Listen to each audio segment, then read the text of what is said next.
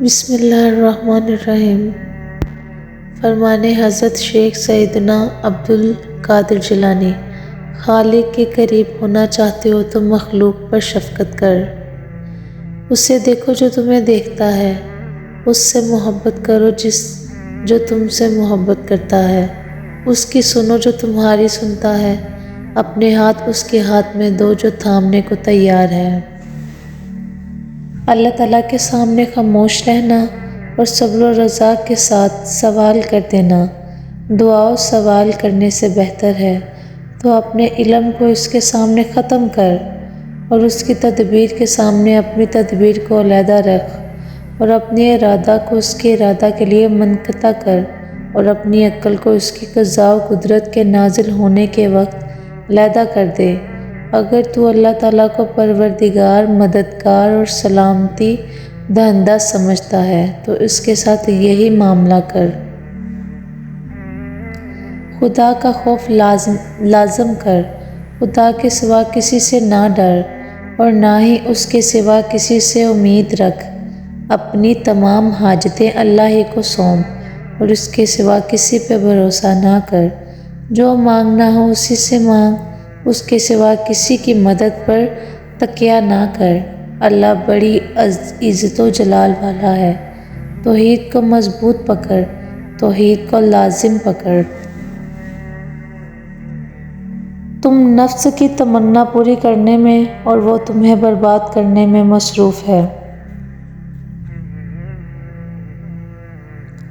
حیات کے دروازہ کو جب تک کھلا ہے غنیمت جانو، وہ جلد ہی تم سے بند کیا جائے گا، اور نیکی کے کاموں کو جب تک تمہیں قدرت ہے غنیمت سمجھو۔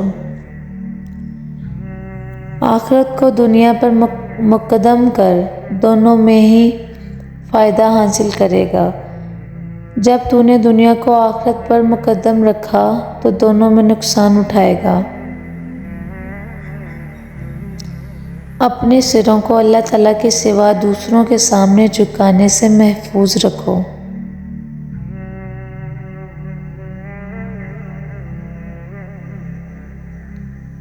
اپنے نفس سے جہاد کرنے والے اور گناہوں سے توبہ کرنے والے شخص کے لیے موت ایسی ہے جس طرح پیاسے آدمی کا ٹھنڈا پانی پینا۔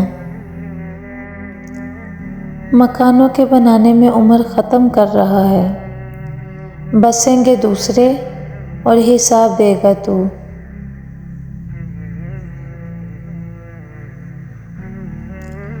قول بے عمل اور عمل بے اخلاص دونوں ہی ناقابل قبول ہیں۔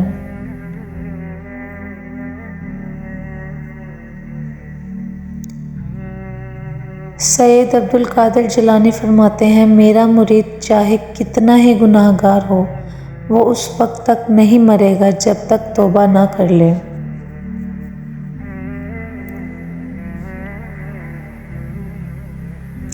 انسان جس سے سب سے زیادہ محبت کرتا ہے، اللہ اس کو اسی کے ہاتھوں توڑتا ہے۔ انسان کو اس ٹوٹے ہوئے برتن کی طرح ہونا چاہیے جس میں لوگوں کی محبت آئے اور باہر نکل جائے۔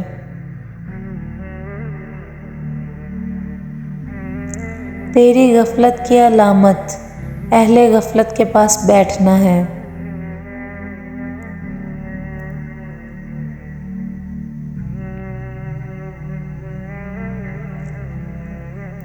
حضور غوث اعظم فرماتے ہیں، جو کسی تکلیف میں مجھ سے مدد مانگے وہ تکلیف دور ہو، اور جو کسی سختی میں میرا نام لے کر پکارے وہ سختی دفع ہو، اور جو کسی حاجت میں مجھے وسیلہ کرے وہ حاجت رواں ہو۔